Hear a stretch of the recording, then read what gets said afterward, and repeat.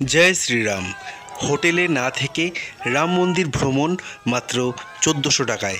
হ্যাঁ, কিভাবে আপনারা এই ভ্রমণ করবেন শুভ রামনবমীতে তা আপনাদের জানাবো এই ভিডিওতে। তো চলুন শুরু করি ভিডিওটি।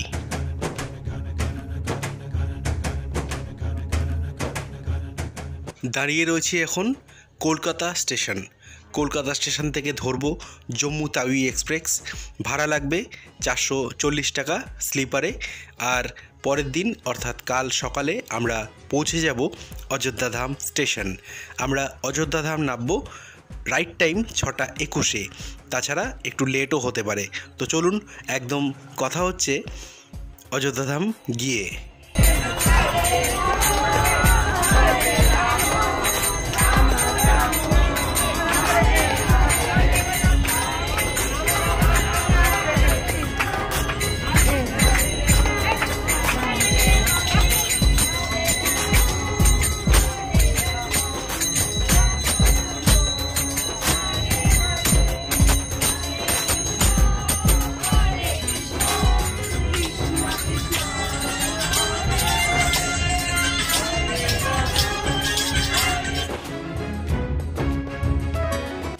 পৌঁছে গেলাম অযোধ্যা ধাম স্টেশন।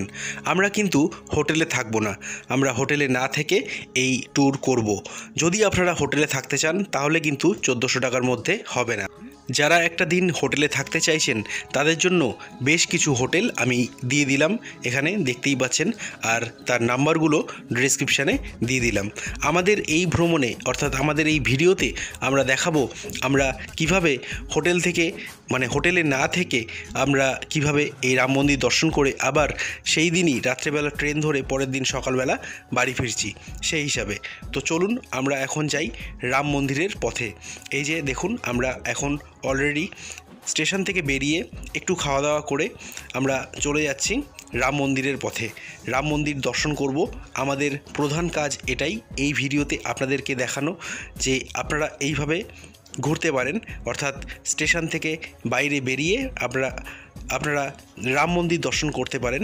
রাম মন্দির দর্শন করার পর আপনারা এই রাম মন্দিরের আশপাশে যে কটা সুন্দর সুন্দর দর্শনীয় স্থান রয়েছে সেগুলো দেখতে পারেন।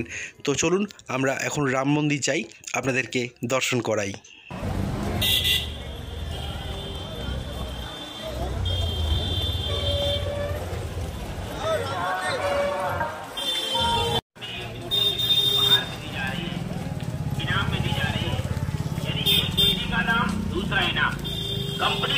স্টেশন থেকে প্রায় 600 থেকে 700 মিটার হলো রাম মন্দিরের দূরত্ব। আপনারা চাইলে টোটো করে যেতে পারেন, তাছাড়া নানান ধরনের বাস সার্ভিস বা নানান ধরনের যানবাহন রয়েছে যেগুলো করে আপনারা স্টেশন থেকে রাম মন্দির পর্যন্ত যেতে পারেন। কিন্তু আমার মনে হয় যে আপনারা কিছু না ধরে ডাইরেক্ট হেঁটে হেঁটে যান, এতে একটা আলাদা সুন্দর মজা পাবেন। তার সাথে সাথে একটা ভক্তিবাদ জেগে উঠবে আপনার মনে, দারুণ একটা ফিলিং হবে। এবং চারিদিকের সুন্দর পরিবেশ, এই সুন্দরভাবে সেজে ওঠা অযোধ্যাকে দেখতে দেখতে আপনারা পৌঁছে যাবেন রাম মন্দিরের একদম কাছে।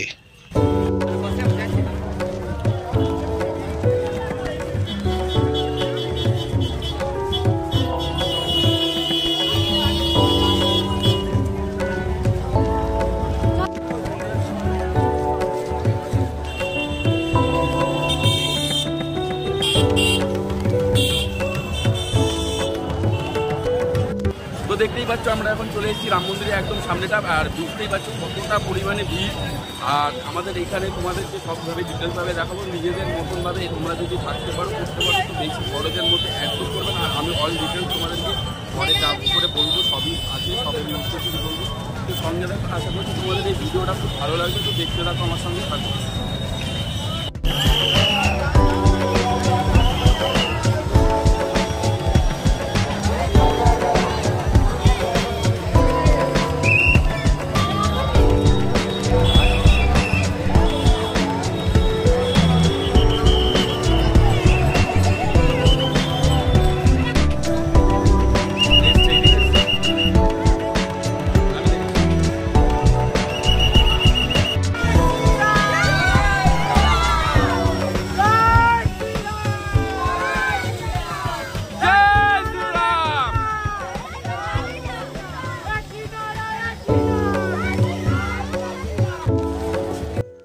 গেট থেকে প্রবেশ করে আমরা এখন চলে এলাম একদম মন্দিরের ভিতরে।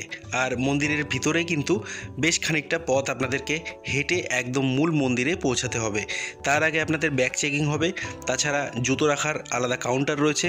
এগুলো আপনারা ভেতরে ঢুকলেই, আমার বলতে লাগবে না, মানে আমি ভিডিওতে বলছি ঠিকই, কিন্তু আপনি যখন ওখানে পৌঁছাবেন তখন একের পর এক আপনাদেরকে মানে গাইড করবে, এরকম প্রচুর সেবক রয়েছে। তো আপনারা ঘাবড়াবেন না, একদম নির্দ্বিধায় একদম ভেতরে ঢুকে যাবেন, তখন আপনারা নিজেরাই বুঝে যাবেন যে আপনাদেরকে কি কি করতে হবে। আর এই দর্শন হয় না, ভিডিও তোলা যায় না, তাই জাস্ট আপনাদেরকে ছবি দেখিয়ে দিলাম। জয় শ্রীরাম, এই রাম মন্দির, এই রামলালার দৃশ্য, রামলালার ফটো দেখিয়ে দিলাম। জয় শ্রীরাম।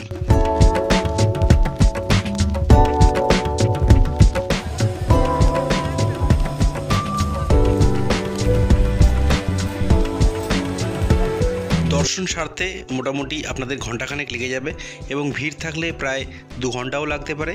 তো দর্শন সেরে আপনারা বাইরে বেরিয়ে গেলে, বাইরে এসে আপনাদের কিছু খেতে হবে। খাওয়া দাওয়া করার জন্য এখানে অনেক মানে সংস্থা থেকে খাওয়ানো হয়। সেটা সবসময় হয় কি না সেটা আমি বলতে পারছি না, যে আমার ভিডিও দেখে গেলেন আর খাওয়ার পেলেন না, সেরকম যদি হতে পারে তাহলে সেটা ভুল বলা হবে। আমরা যখন গেছিলাম তখন কিন্তু খাওয়ানো হচ্ছিল। আর এটুকু বলতে পারি যে আমার মনে হয় যেহেতু এটা একটা বড় ধর্মীয় স্থান, তো এই ব্যবস্থা থাকবে। তাছাড়া এই সিন্ধে পাঞ্জাব এই একটা সুন্দর হোটেল রয়েছে, সেখানে খেতে পারেন। তো খাওয়া দাওয়া করার পর আপনারা একটু ঘুরতে পারেন এই অযোধ্যায় কিন্তু ঘোরার অনেক জায়গা রয়েছে। তো এই যে দেখুন খুব সুন্দর রাস্তা, আর রাস্তার দুধারে যে লাইটিংয়ের যে লাইটগুলো লাগানো হয়েছে, দারুণ, এক কথায় দারুণ। এবং আপনারা দেখলেই আপনাদের চোখ ধাঁধিয়ে যাবে, এত সুন্দরভাবে মেনটেন করা হয়েছে জায়গাগুলোকে। তো চলুন আমরা এখন আস্তে আস্তে অযোধ্যায় যে জায়গাগুলো ঘোরা যায়, খাওয়া দাওয়া করার পর আপনারা এই জায়গাগুলো ঘুরতে পারেন। তো চলুন আমরা এখন দেখুন প্রথমে চলে এসেছি লতা মঙ্গেশকর চক। এই যে দেখুন বড় একটা মিনার রয়েছে, সেটাকে ঘিরে রয়েছে এই চক, আর এর কাছাকাছি রয়েছে এই যে রাম কি পারি। এখানে সুন্দর জায়গা রয়েছে একটা, এখানে আপনারা এখানে স্নানও করতে পারেন এসে, এবং কেনাকাটা করার জন্য এখানে প্রচুর দোকান আপনারা পেয়ে যাবেন। আপনারা দেখতেই পাচ্ছেন, আমি ভিডিওতে দেখিয়ে দিচ্ছি আপনাদেরকে।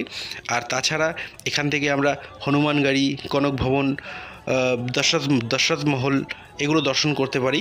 আর তাছাড়া আমরা নানান জায়গা ঘুরে দেখতে পারি। এগুলো ঘোরার জন্য আপনারা টোটো করেও ঘুরতে পারেন, বা পায়ে হেঁটে, যদি আপনারা দলে অনেক হন তো হাঁটতে হাঁটতে আপনারা ঘুরতে পারেন।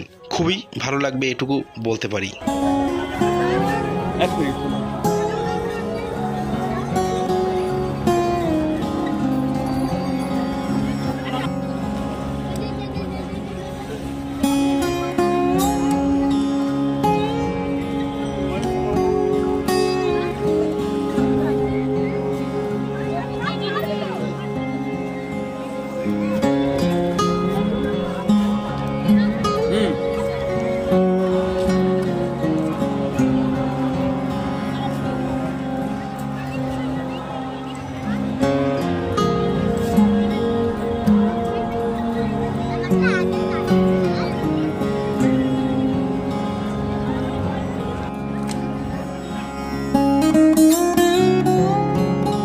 ঘোরার জন্য এই যে দেখুন আমরা চলেছি এখন হনুমানগাড়ি।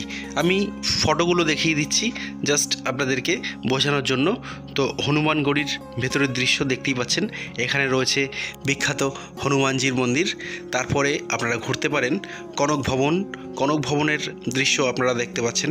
তো এরকম নানান জায়গা রয়েছে, দশরথ মহল রয়েছে, তাছাড়া রয়েছে রামঘিপাড়ি যেটা দেখালাম, লতা মঙ্গেশকর চক, এগুলো আপনারা ঘুরতে পারেন।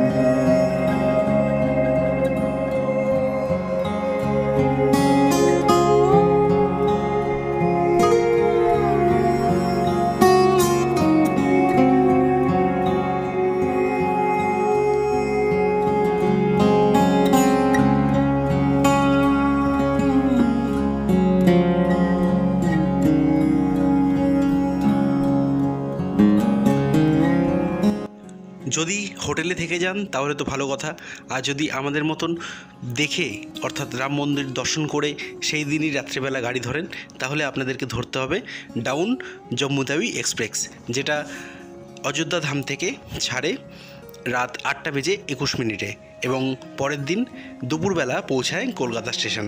তো চলুন এবার হিসাবটা দেখে নেওয়া যাক। দেখুন 440 টাকা প্লাস 440 টাকা আপনাদের যাওয়া আসার খরচ, অর্থাৎ 880 টাকা, আমি 900 টাকাই ধরলাম। আর তার সাথে সাথে 500 টাকার মতন খাওয়া খরচ ধরে নিন, তাছাড়া আনুষঙ্গিক কোনো এক্সট্রা খরচ নেই।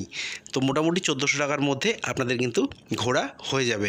এবং আপনাদেরকে একটা ছোট্ট ইনফরমেশান দিয়ে রাখি, আপনাদের টয়লেটের জন্য, সকালে ওয়াশরুমের জন্য আপনারা যে কোনো ধর্মশালায় কিছু পয়সার বিনিময়ে কিন্তু আপনারা সেই কাজগুলো সেরে নিতে পারেন। তো দেখা হবে আবার পরের ভিডিওতে। ভালো থাকবেন, সুস্থ থাকবেন, অবশ্যই আমাদের চ্যানেল সাবস্ক্রাইব করে পাশে থাকবেন। টাটা বন্ধুরা।